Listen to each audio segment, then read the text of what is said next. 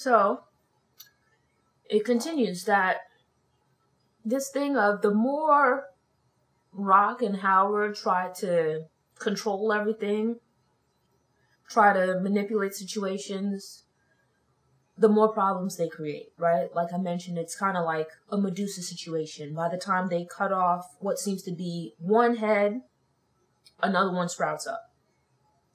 And that's what we're seeing here, right? Where it wasn't really RAQ's doing, but the whole situation with the Italians has brought a lot of unwanted attention, right, to her.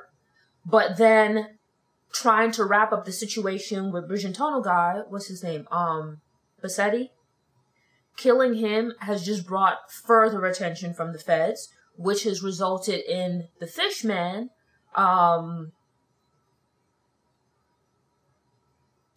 what's his name? Marchetti.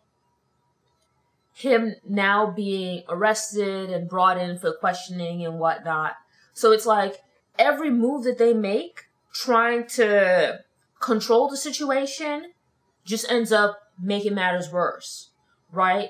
Howard killed Burke and set it up to make it look like she committed suicide, but eventually people are going to start asking questions. Like, it's just an obvious setup that that situation isn't tied up, right? Like, there's going to be questions. And so it's like, with all of these different moving parts, someone's guaranteed to mess up somewhere, you know?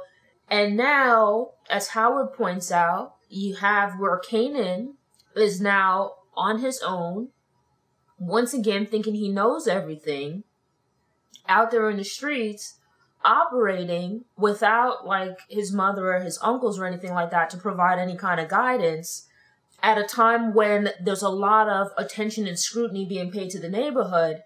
It just seems like there's so many moving parts that it's going to be hard for everyone to not do something to attract further attention or to mess up and blow one of these cover stories. And so it's like you can see it's just working towards and setting up for this whole thing to just explode. So interesting to see Howard and his machinations, right? Where early on in the episode we see that the feds have overrun the precinct, right? IAD is still investigating Burke's death. Really Burke, not so much her death. Right? That was something that was in play before she died.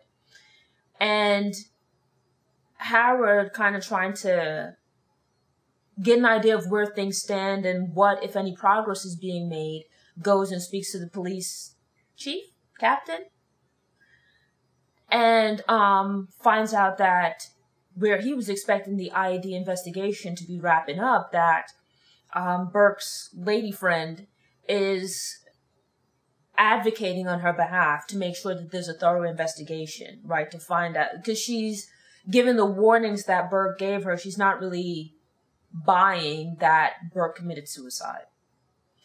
And so initially my fear was that Howard would try to like take the woman out like he did Burke.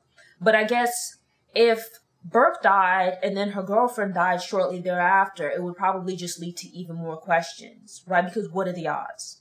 And so instead, he takes a more diplomatic and sympathetic approach to dealing with the girlfriend by going and speaking to her and trying to ease her fears. And at the same time, expressing concern for Burke as well. You know, hoping that it would put the girlfriend at ease and kind of put her in the frame of mind of thinking that it's in her best interest and in the best interest of Burke's reputation to have this IED investigation come to a close. And I kind of felt like he hit the right tone in speaking to her, where it seemed like she might be listening to him. She might have been open to what he said, but I guess we'll have to wait to see if she follows suit, you know, or if in sitting back and further reflecting that it just keeps this battery in her back to look into what happened to Burke. But like I said, I felt like from the moment that Howard killed Burke, that wasn't going to be the end of that storyline. That I wasn't sure if it would be her father or if it would be the girlfriend, but that between one of the two of them, if not both of them, that someone was going to start asking questions. And I feel like even if the girlfriend quiets down, I think like something is going to come back and lead to more questions being asked about what really happened to Burke.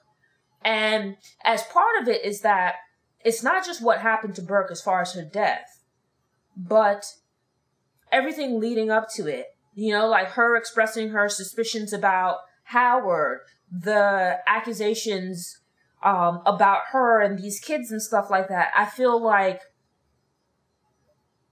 something's going to get knocked loose somewhere and more questions are going to be asked, you know? And so I feel like while Howard is trying to basically control the narrative with regards to Burke, I feel like there's going to be some little detail that was overlooked, or someone's going to pick up on something and it's going to keep this Burke story in play. And it's like, you know, the first season and even early on in the second season, like I can understand Burke. I thought she was really annoying because she was nosy. You know, her looking into Howard shooting. It's like, Howard is the one that got shot. If he doesn't care about who shot him or he's not trying to investigate, fair enough. But as the season went on, she started to grow on me because she had, like, she had good intentions, right? And she was on the money with Howard because it's not just a matter of Howard covering up his shooting, but that in the spirit of that, and really over the years, he's done like a lot of dirty, underhanded stuff. And so it's like, by the end of the season, I was kind of with her bringing down Howard, right? It's just that I feel because when you go back, RAQ and Howard are so intertwined that I think that there wouldn't be any way to bring down Howard without bringing down RAQ as well, or at least seriously damaging RAQ in the process. And so, even with Burke being gone, I feel like she started down a path that I think someone else is going to end up following. And because inevitably, it's going to have to come out about RAQ and Howard, and that's going to just lead to further problems for both of them and for quite a number of the other characters. And it's like, while I like RAQ, I like the drama of the show, and it's something that I'm looking forward to. Thanks for tuning in. To ensure you don't miss any episodes, subscribe to the channel, click the notification bell, and check out my movie review playlist. Go ahead and click the thumbs up button if you like what you saw, and go ahead and share it on social media.